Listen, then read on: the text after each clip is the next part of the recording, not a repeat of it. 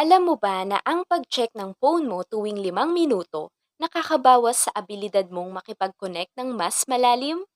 Hey Castmates! Hindi lang physical health ang sinisira ng digital overload na hindi natin napapansin kundi nagiging isang invisible barrier din ito sa tunay na social well-being. Ang digital detox ay isang intentional na hakbang para mag-reconnect sa ating mga sarili at sa mga tao sa ating paligid. Dahil ang digital overload ang nagiging problema na kung saan ang buhay ng ilan ay nakadepende sa agarang kaligayahan mula sa social media.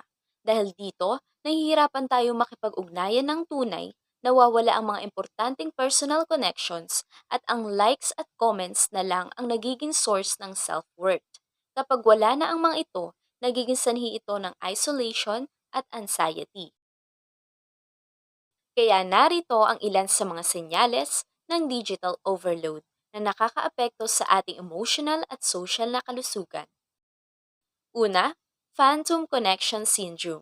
Ang feeling na konektado ka dahil lang sa online presence. Pero sa realidad, wala kayong tunay na relasyon.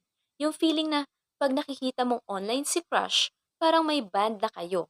Pero sa totoo lang, mas konektado ka sa cellphone mo kaysa sa taong iyon.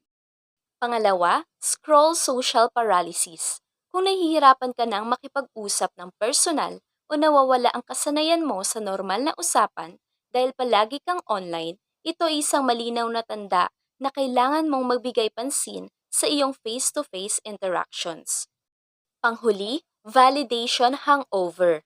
Kung nakadepende na ang iyong self-worth sa likes, comments at online recognition at nakakaranas ka ng empty feeling kapag hindi ito natanggap, oras na para mag-take a break at mag-focus sa tunay na pag-validate ng iyong sarili sa tunay na buhay.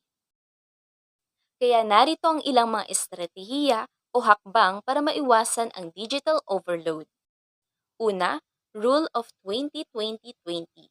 Bawat 20 minutos ng screen time, mag-break ng 20 segundo para tumingin sa isang bagay na 20 talampakan o mga 6 na metro ang layo mula sa iyong mata. Maaari ding maglaan ng 2 oras pataas sa isang araw na walang screen time at mag-focus tulad ng ehersisyo, pagbanding o kahit magbasa ng libro. Pangalawa, ilagay ang phone sa Do Not Disturb. Kapag may importanteng ginagawa, ilagay sa Do Not Disturb mode ang phone mo para hindi ka ma-distract ng mga notifications. Pangatlo, simulan ang tech-free day. Subukan maglaan ng isang buong araw na walang gadgets. Mag-focus sa personal na connection sa pamilya, kaibigan o sarili mo. Panghuli, gumamit ng mga apps para sa digital detox. May mga apps na tutulong mag-monitor ng iyong screen time at mag-set ng mga limitasyon para magpahinga at mag-focus sa mga bagay na mas mahalaga. Kaya ikaw, paano mo maia-apply ang digital detox sa buhay mo para maging mas maligaya at connected sa mga tao sa paligid mo? Kung gusto mo ng mas maraming practical insights para sa well-being, don't forget to like, share, and balikan ang video na ito. Malalaman mo pa ang ibang tips para sa tunay na connection.